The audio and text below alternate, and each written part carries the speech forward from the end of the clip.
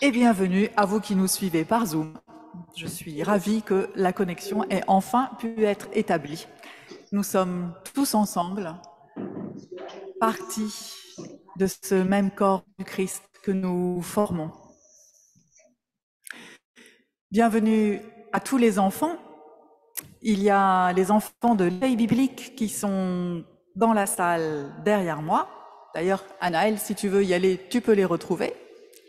Il y a les enfants de l'école biblique qui sont dans la pièce au-dessus, les enfants du caté qui sont parmi nous. Bienvenue à leurs parents. Merci d'être avec nous aujourd'hui. Et puis, un grand bienvenue aussi à nos frères et sœurs de la communauté méthodiste John Wesley qui sont avec nous comme tous les troisièmes dimanches du mois et qui vont nous faire chanter dans un instant. Oui, oui, oui.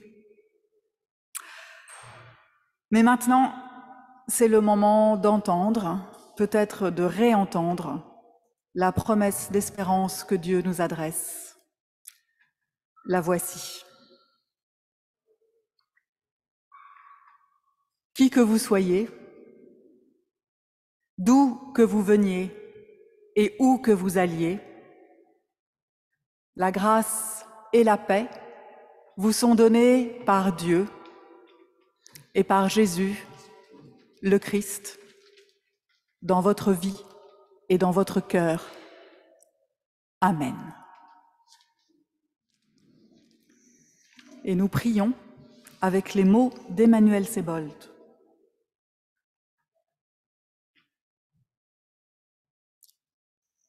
Enfant, je chantais que tu tenais la terre dans tes mains. Aujourd'hui, je vois des mains de violence et de destruction qui broient des peuples et assassinent la liberté. Enfant, je remettais tout entre tes mains. Aujourd'hui pèse sur mes épaules mon impuissance devant le mal, ma passivité, ma peur de l'avenir pour les miens, le poids de mes échecs. Pourtant, je sais que je peux tout remettre entre tes mains. L'égout violent devant le monde détruit par la haine, la peur du lendemain, la fatigue du chemin, le découragement, la douleur du non-sens. Je sais que je peux tout remettre entre tes mains. Viens redonner l'espérance à notre monde blessé. Remodèle l'être humain à ton image de Père aimant. Prends en tes mains les violents pour les guérir et pour nous sauver.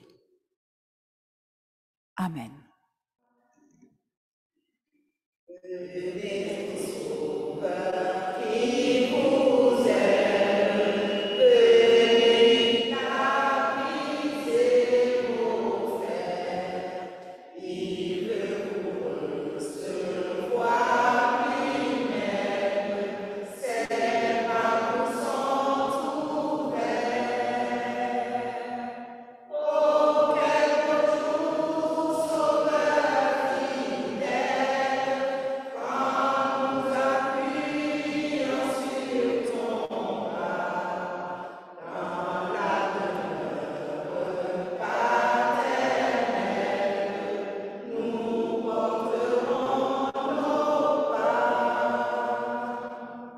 Alors, habituellement, pour accompagner le chant méthodiste, nous avons Berlioz,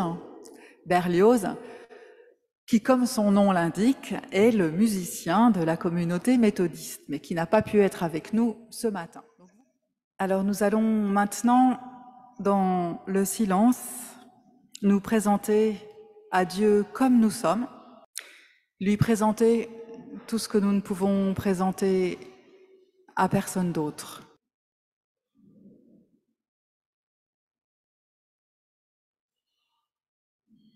Dieu d'amour, toi qui es Père de toute humanité, nous te présentons les déchirures de cette terre. Pour la violence de ce monde, pardon. Pour tous les hommes, toutes les femmes que d'autres ont tués ou qui ont tué, pardon.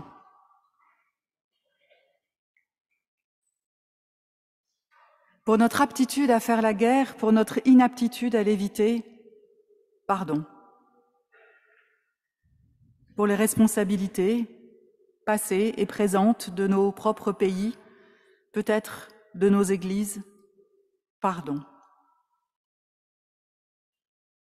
Pour tout ce qui est ainsi détruit, abîmé et ne sera jamais remplacé, pardon. Pardon, Père, pour ce que tes enfants font à tes enfants.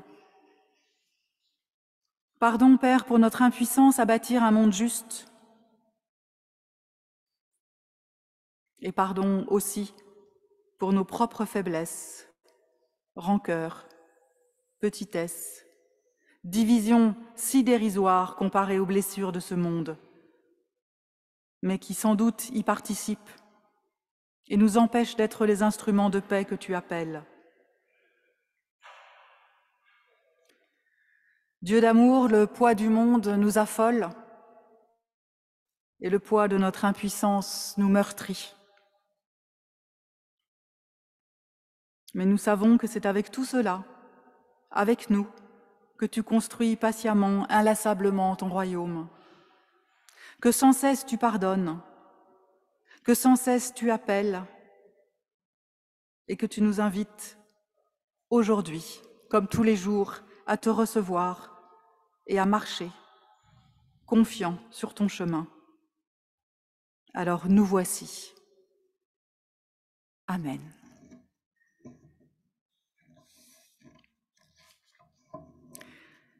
Et maintenant, nous pouvons nous lever pour écouter la parole de pardon que Dieu nous envoie à chacun, à chacune d'entre nous. Et il nous dit, à celui qui a soif, je donnerai de l'eau, de la source de la vie, et je la donnerai gratuitement.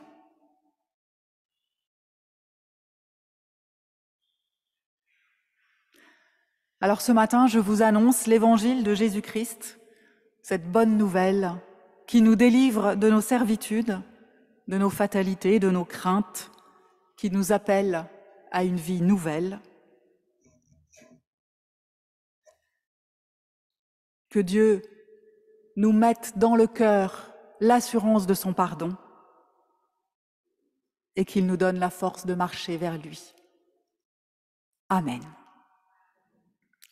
Ah, mon Dieu, je me confie, sa clémence est infinie, ta pensée, ô Dieu d'amour, est fidèle, éternelle.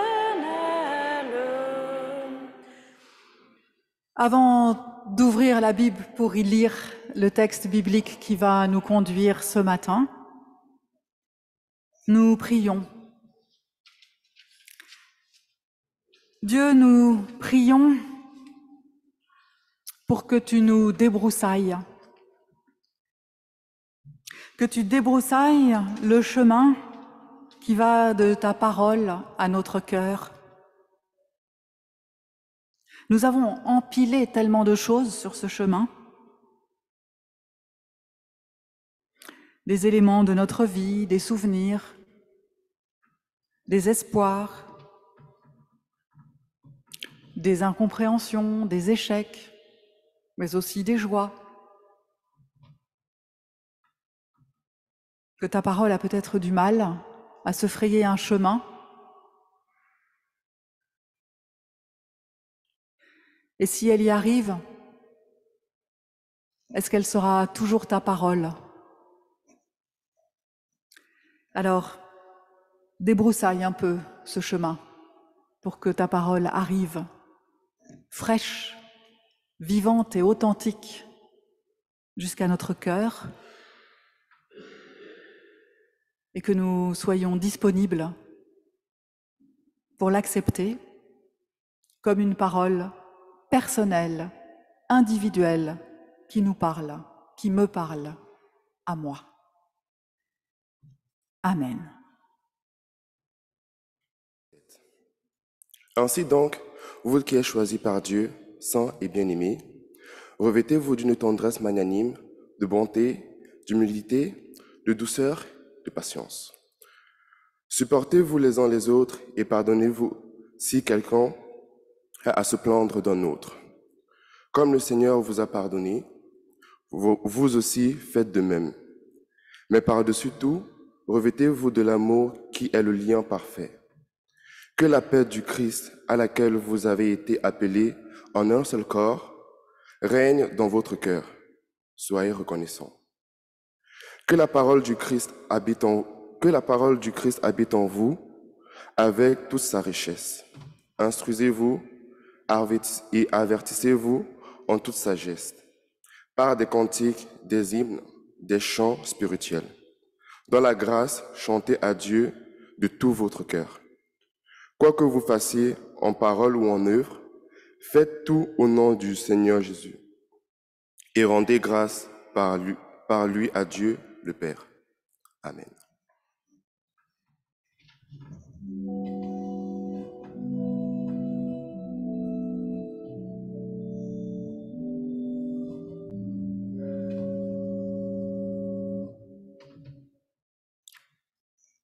Ainsi donc, vous êtes choisis par Dieu.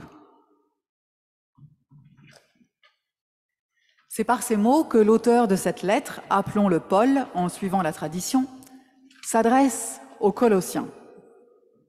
Et qui sont donc ces Colossiens choisis par Dieu? À n'en pas douter, ce sont les chrétiens de la ville de Colosse, une ancienne petite ville d'Asie mineure. Paul n'est probablement jamais allé à Colosse. On ne peut donc même pas dire qu'il connaissait bien les Colossiens. Alors comment peut-il être sûr que ces gens qu'il ne connaît pas ont été choisis par Dieu? Et pourquoi eux? Ce sont sûrement des gens ordinaires, comme vous, comme moi, venant, comme notre assemblée, d'horizons différents.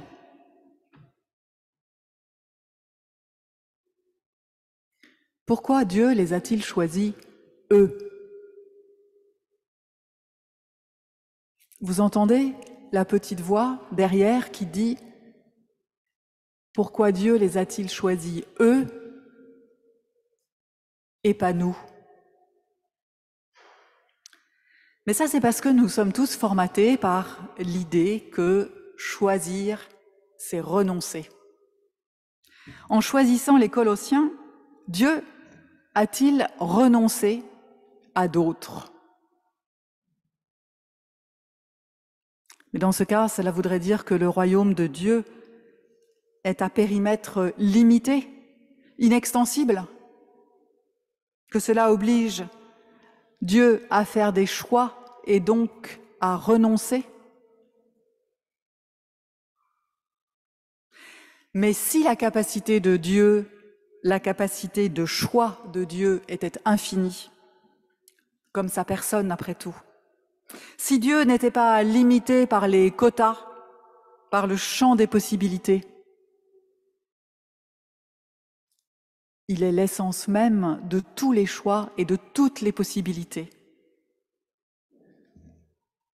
Dieu n'est pas un Dieu du renoncement, c'est un Dieu de l'obstination.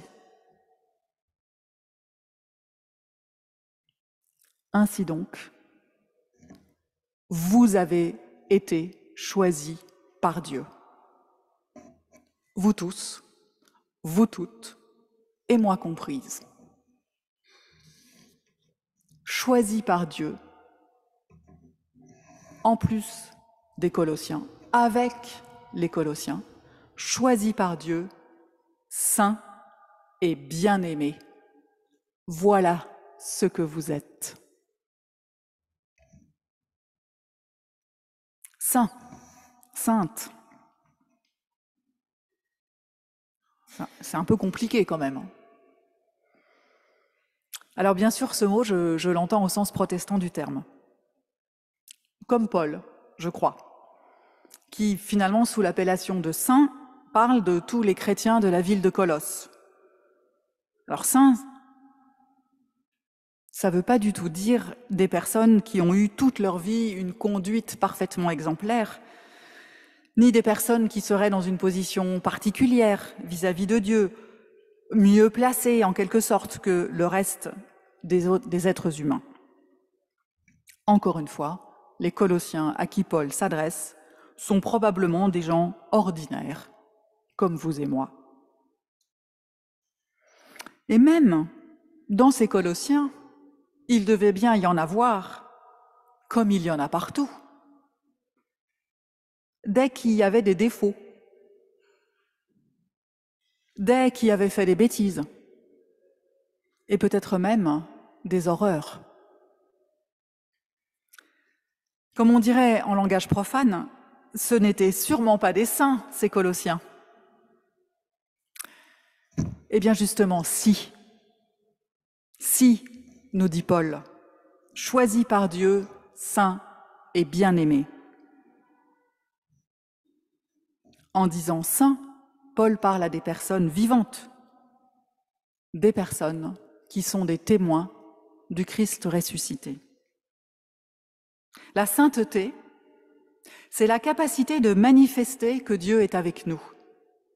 Et cette capacité nous est offerte à tous, à toutes.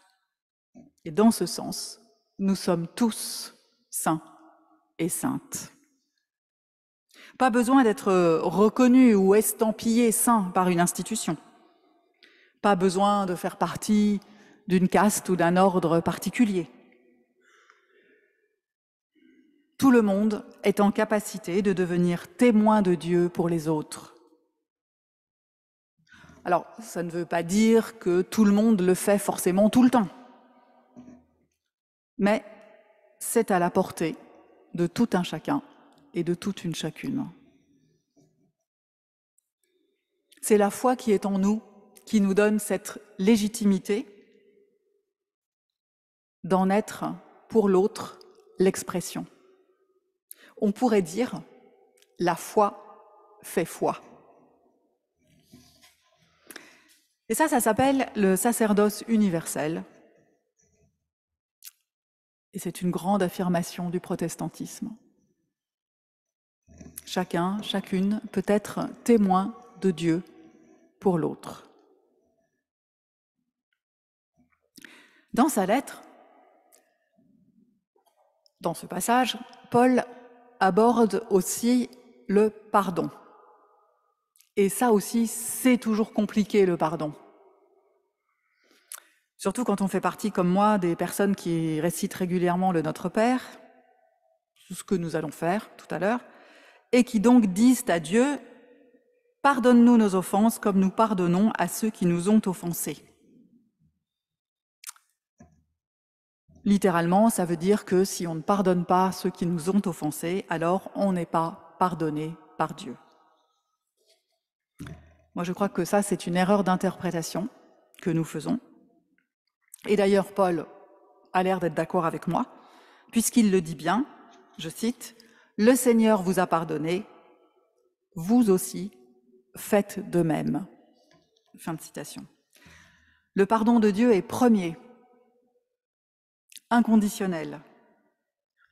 Le Seigneur vous a pardonné. Et c'est une affirmation qui ne tolère aucune proposition limitative, pas de si, pas de à condition que. Ce pardon nous délivre de tous nos enfermements, ceux qui nous retiennent prisonniers dans le passé. Et ce pardon nous offre une vie où nous pouvons renaître sans cesse à une vie renouvelée. Alors, peut-être allez-vous me dire, on me le dit souvent, On peut donc faire sans cesse n'importe quoi, puisque Dieu nous pardonne toujours. Mais en fait, le pardon n'efface rien. Il ne s'agit pas du tout de tout effacer et de repartir à zéro. On n'est pas au Monopoly, hein. On ne repasse pas par la case départ. On passe par une case qui s'appellerait la vie, malgré tout le passé, malgré tout son poids, est devant toi, elle t'appelle. C'est la case de la vie est devant toi, elle t'appelle. Alors pour revenir à l'objection de on peut donc faire sans cesse n'importe quoi, moi je ne crois pas que la peur de ne pas être pardonné par Dieu empêche quiconque de faire sans cesse n'importe quoi. Et après tout, même si c'était le cas, est-ce que Dieu ne préférerait pas une personne qui fait sans cesse n'importe quoi, plutôt que toutes qui ne vivent plus, tellement le poids de leur passé sur leurs épaules est lourd? Je ne sais pas. C'est une question. En tout cas, si l'affirmation « le Seigneur vous a pardonné » ne peut être limitée par des conditions, elle peut au contraire être amplifiée, démultipliée. Vous aussi faites de même. C'est à cela que le pardon de Dieu nous appelle, à transformer le pardon reçu en opportunité d'offrir à d'autres une vie renouvelée, à pardonner.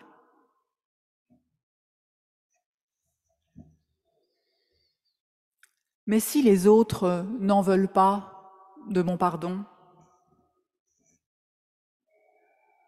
et est-ce que le pardon nécessite une repentance?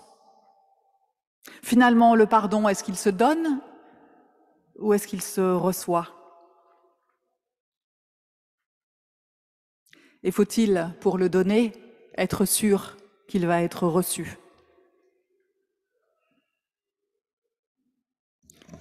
Ce qu'on peut dire, c'est que ni Paul, dans sa lettre aux Colossiens, ni la prière de repentance, la prière du Notre Père, ne parle de repentance. On peut dire aussi que quand Jésus dit « tes péchés te sont pardonnés », il ne demande pas au paralytique s'il se repent, ni à la femme au parfum. Le pardon que Dieu donne est sans condition. Peut-être est-il jeté comme une bouteille à la mer que personne ne ramassera. Alors à l'image de ce pardon de Dieu, le nôtre aussi devrait être sans condition. Mais voilà, nous sommes humains et nous faisons comme nous pouvons avec cet étrange appel à la vie qu'est le pardon et qui parfois nous coûte.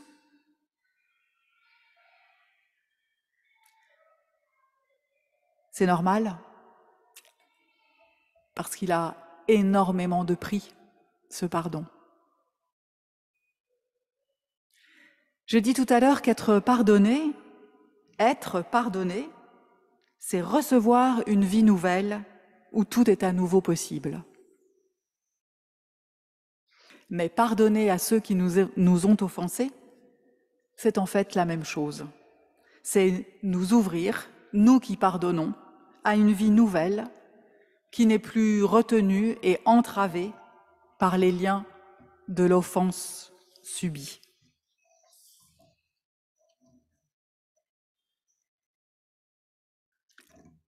Alors peut-être que la repentance n'est pas à exiger par celui qui pardonne, mais elle est néanmoins nécessaire pour celui qui reçoit. Car le pardon ne fait pas que se donner, il se reçoit aussi. Et peut-être pour le recevoir, faut-il être dans un état qui nous rend disponibles pour le recevoir et qui probablement s'apparente à la repentance. Mais je ne sais pas si vous entendez que cela dissocie le pardon donné du pardon reçu. Les temporalités peuvent être différentes. Elles peuvent même ne jamais se rencontrer.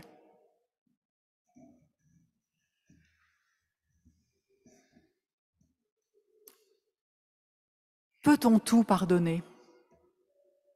Doit-on tout pardonner? C'est une question vieille comme l'humanité et qui malheureusement est réveillée par l'actualité de ces derniers jours au Proche-Orient et dans une autre mesure sur le sol français. Il y a un temps pour tout. Et le temps du pardon ne nous appartient pas. Et nul ne l'exige. Sûrement pas Dieu. En quelque sorte, le pardon, c'est son domaine. C'est lui l'expert. Le nôtre, le pardon que nous donnons, ne peut jamais être à la hauteur, il ne peut jamais être parfait, jamais complet, jamais au bon moment.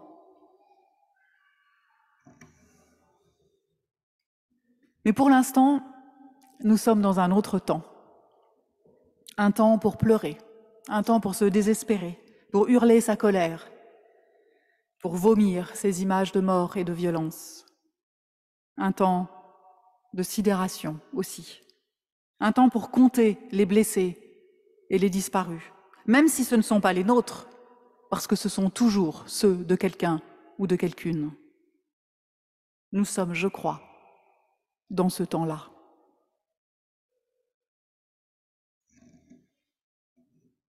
Peut-être que Paul s'est rendu compte qu'il en demandait trop à ces pauvres Colossiens en leur demandant de se pardonner. Alors, il termine par un appel, une supplication peut-être, que la paix du Christ à laquelle vous avez été appelés en un seul corps règne dans votre cœur.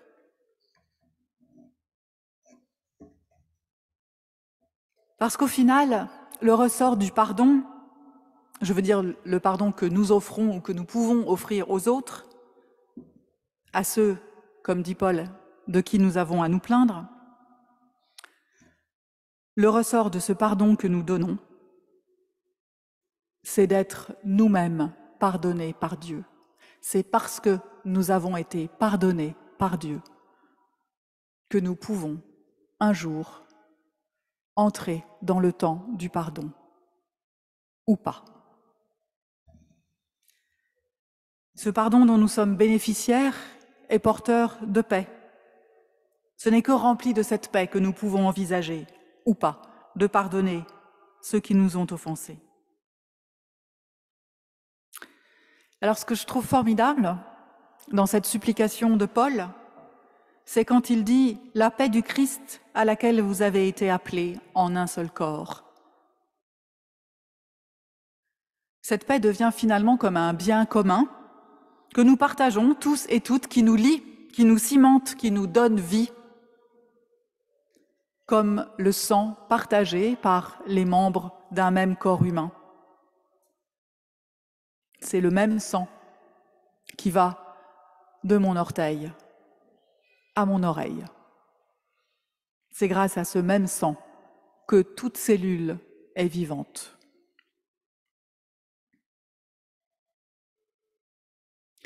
Alors même si je ne suis pas en position d'accueillir le pardon que Dieu m'offre, je peux le voir autour de moi.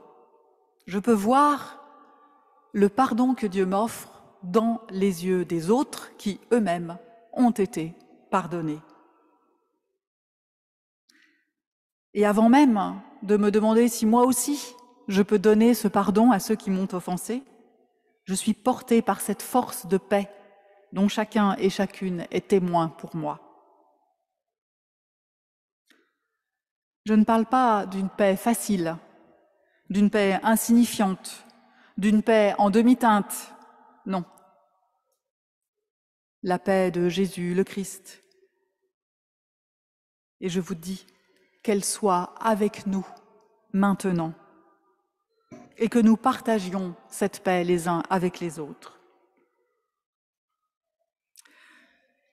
Alors je sais, ce n'est pas la coutume dans un temple protestant, mais je vous propose de partager la paix. Nous inaugurons une période dont personne ne sait comment elle va tourner. Le pire est déjà là, mais il est certainement encore à venir. Alors prenons le temps de faire une pause pour redire ce pardon qui avant tout nous est offert, cette paix de Dieu qui malgré tout nous est offerte. Je ne vous propose pas d'offrir la paix ou le pardon à votre voisin, mais d'être dans le temps d'avant, celui de se dire que moi, je suis pardonné et que je peux en être le témoin pour mon voisin.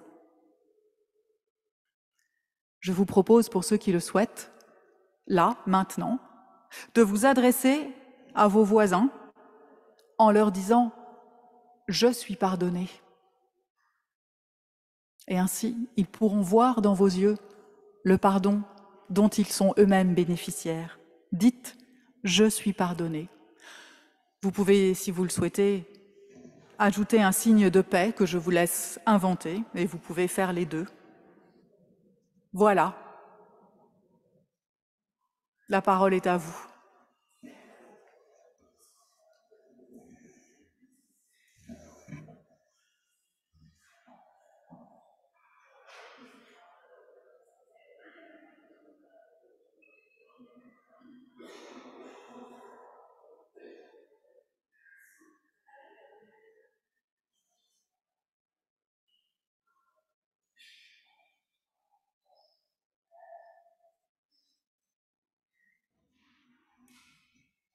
Vous qui êtes choisis par Dieu, saints et bien-aimés, que la paix du Christ à laquelle vous avez été appelés en un seul corps règne dans vos cœurs.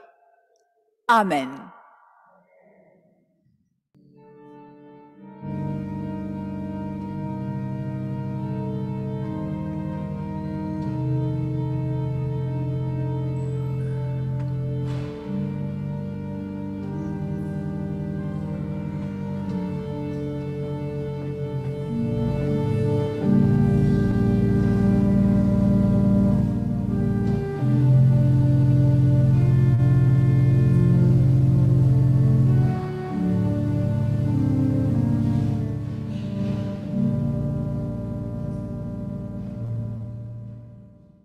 Tu es là au cœur de nos vies, et c'est toi qui nous fais vivre. Tu es là au cœur de nos vies, bien vivant Jésus-Christ, dans le secret de nos tendresses. Tu es là dans le matin de nos promesses. Tu es là au cœur de nos vies, et c'est toi qui nous fais vivre. Tu es là au cœur de nos vies, bien vivant Jésus-Christ. Eh bien, nous allons passer à l'offrande. Ce moment tellement joyeux où il nous est proposé d'être des acteurs, enfin c'est une des façons d'être acteurs de notre vie d'église. Et puis vous qui nous suivez par Zoom, on ne vous oublie pas non plus pour l'offrande. Vous pouvez faire un don à partir du site de la paroisse.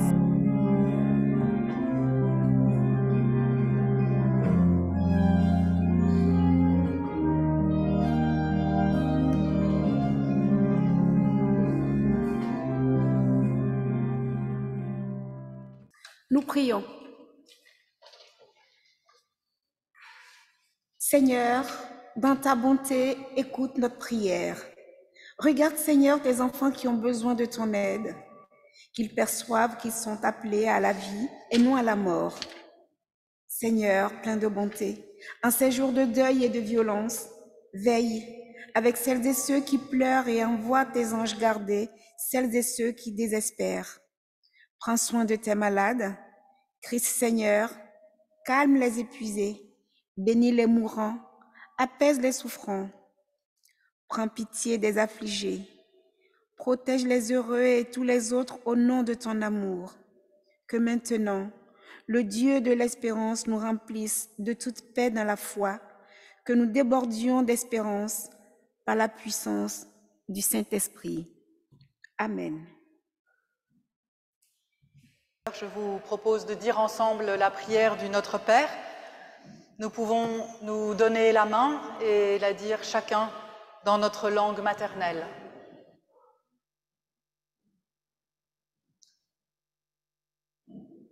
Notre Père, qui es aux cieux, que ton nom soit sanctifié, que ton règne vienne, que ta volonté soit faite sur la terre comme au ciel.